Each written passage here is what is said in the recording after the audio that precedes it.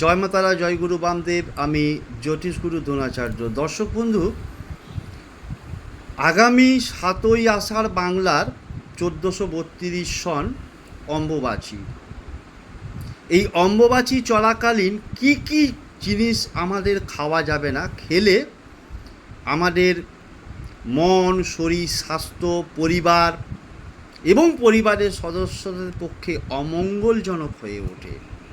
যেমন হচ্ছে পটল, লাউ, তারপরে হচ্ছে তোমার বিনস, সয়াবিন, ছোলা, মুগ ডাল, কাঁচামরিচ এবং পনির, এবং তার সাথে সাথে যে দই, টক বা মিষ্টি দই যে কোনো, এবং মরিচের যে গুঁড়ো, এই খাবারগুলো অম্বুবাচী চলাকালীন খেলে আমাদের পরিবারে ঘোরতর অমঙ্গল নেমে আসে।